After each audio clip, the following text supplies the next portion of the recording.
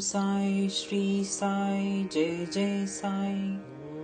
Om Shri Sai SATCHARITRA. Chapter 24.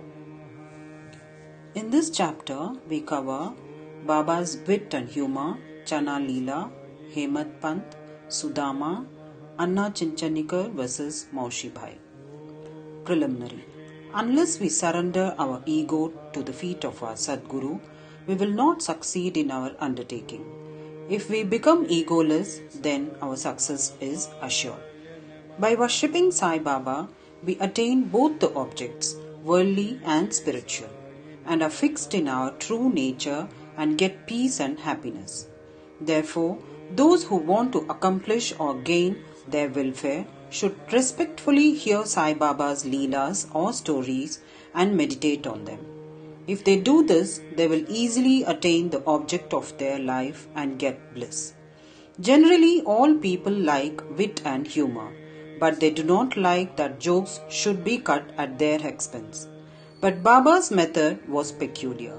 When it was accompanied with good gestures, it was very interesting and instructive.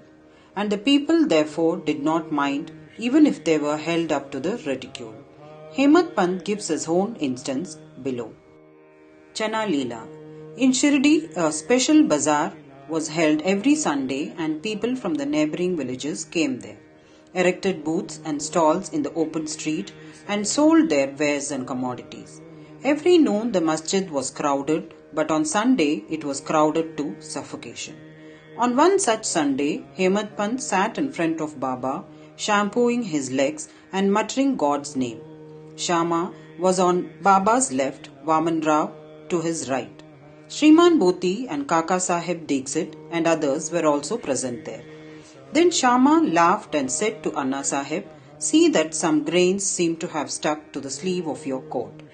So saying, he touched the sleeve and found that there were some grains. Hemad Pant straightened his left forearm to see what the matter was, and to the surprise of all, some grains of gram came rolling down and were picked up by the people who were sitting there. This incident furnished a subject matter for joke. Everybody present began to wonder and said something or other as to how the grains found their way into the sleeve of the coat and lodged there so long. Hemad Pant also could not guess. When nobody could give any satisfactory explanation in this matter, and everybody was wondering about this mystery, Baba said as follows. This fellow, that is this Anna Sahib, has got the bad habit of eating alone. Today is a bazaar day and he came here chewing grams. I know his habit and these grams are a proof of it. What wonder is there in this matter? Hemad Pant told Baba, "Baba, I never know of eating things alone.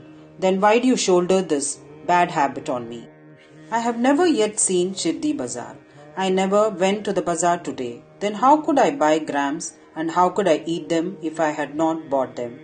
I never eat anything unless I share it with others present around me at the time of my meals."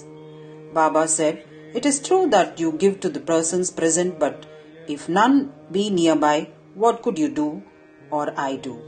But do you remember me before eating? Am I not always with you? Then do you offer me anything before you eat?" Moral of this story is, let us mark and note carefully what Baba has taught us by this incident.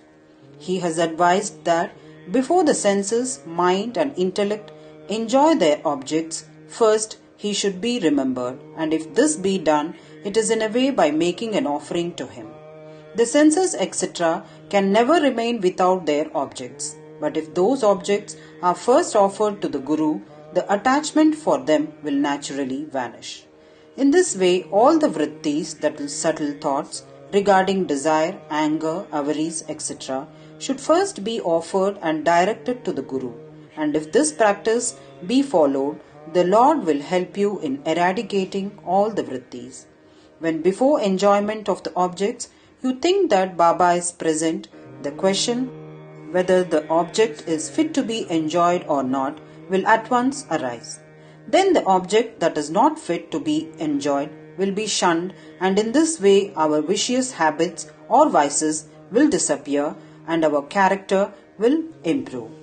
Then love for the Guru will grow and pure knowledge will sprout up. When this knowledge grows, the bondage of body consciousness will snap and our intellect will be merged in spirit consciousness. Then we shall get bliss and contentment. There is no difference between Guru and God. He who sees any difference in them finds God nowhere. So leaving aside all ideas of difference, we should regard Guru and God as one. And if we serve our Guru as stated above, God will be certainly pleased and by purifying our minds will give us self-realization. To put the matter in a nutshell, we should not enjoy any object with our senses, without first remembering our Guru. When the mind is trained in this way, we will be always reminded of Baba and our meditation on Baba will grow apace. The Sagun form of Baba will ever be before our eyes and then devotion, non-attachment and salvation will all be ours. When Baba's form is thus fixed before our mental vision, we forget hunger, thirst and this sansar, that is the world. The consciousness of worldly pleasures will disappear and our mind shall attain peace and happiness. Sudama's story. When the above story was being narrated, Hemant Pant was reminded of a similar story of Sudama which illustrates the same principle and therefore it is given here. Sri Krishna and his elder brother Balram were living with a co-student named Sudama in the ashram of their guru, Sandipani. Once Krishna and Balram were sent to the forest for bringing fuel. Then the wife of Sandipani sent Sudama also for the same purpose with some quantity of grams for the three. When Krishna met Sudama in the forest, he said to him, "Dada, I want water as I am thirsty." Sudama replied, "No water should be drunk on an empty stomach, so it is better to rest a while." He did not say that he had got grams with him and that Krishna should take some. As Krishna was tired, he lay down for rest on the lap of Sudama and was soon snoring. On seeing this, Sudama took out the grams and began to eat. Then Krishna suddenly asked, "Dada, what are you eating?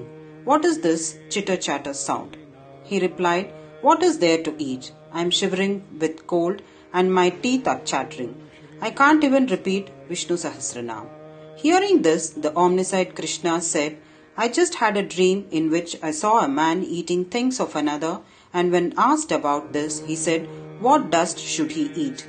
meaning thereby that he had nothing to eat. The other man said, 'Let it be so.' Dada, this is only a dream.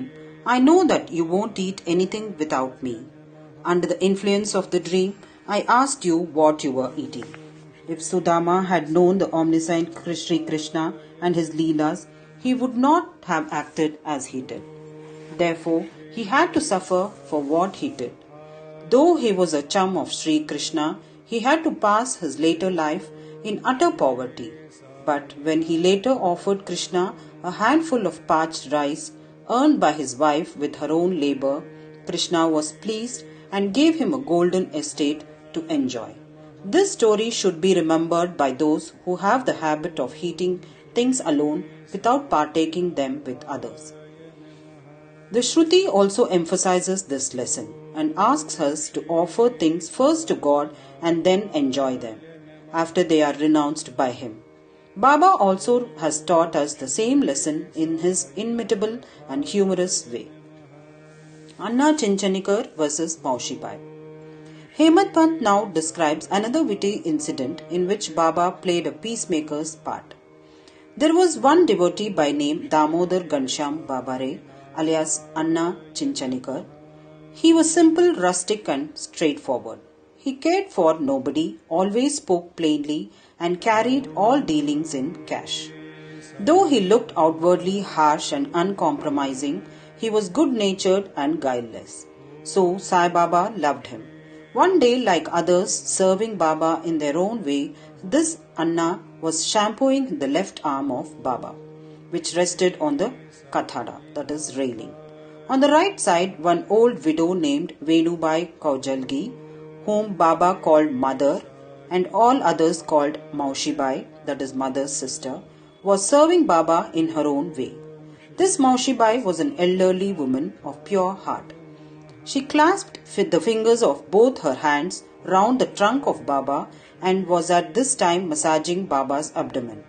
She did this so forcibly that Baba's back and abdomen became flat and Baba moved from side to side. Anna on the other side was steady, but Maushi Bai's face moved up and down with her strokes. Once it so happened that her face came very close to Anna's. Being of a witty disposition, she remarked, "Oh, this Anna is a lewd fellow. He wants to kiss me. Even being so old with grey hair, he feels no shame in kissing me." These words enraged Anna and he pulled up his sleeves and said, "You say that I am an old bad fellow? Am I quite a fool? It is you who has picked up a quarrel with me." All the persons present there were enjoying this encounter between them. Baba, who loved both of them equally and wanted to pacify them, managed the affair very skillfully. Lovingly he said, "Oh Anna, why are you unnecessarily raising this hue and cry? I do not understand what harm or impropriety is there when the mother is kissed." Hearing these words of Baba, both of them were satisfied and all the persons laughed merrily and enjoyed Baba's wit to their heart's content. Baba's characteristics, his dependency on bhaktas. Baba allowed his devotees to serve him in their own way and did not like any other persons interfering in this. To quote an instance, the same Maushi Bai was, on another occasion, kneading Baba's abdomen. Seeing the force used by her, all other devotees felt nervous and anxious. They said, "Oh mother, be more considerate and moderate, otherwise you will break Baba's arteries and nerves." At this, Baba got up at once from his seat and dashed his satka on the ground. He got enraged and his eyes became red like live embers. None dared to stand before Baba.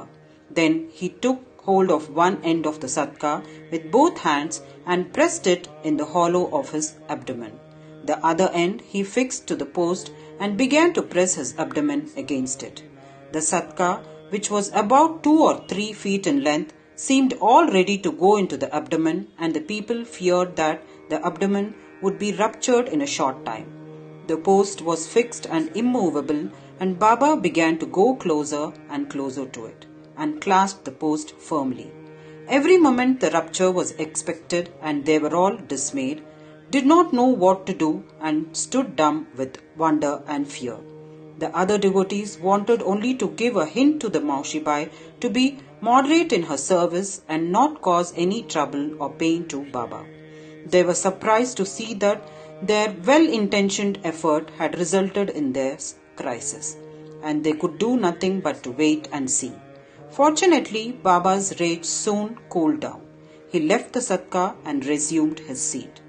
From this time onwards, the devotees took the lesson that they should not meddle with anybody but allow him to serve Baba as he chooses, as he was capable to gauge the merits and worth of the service rendered unto him. Woe to Sri Sai, peace be to all. Om Sai Ram.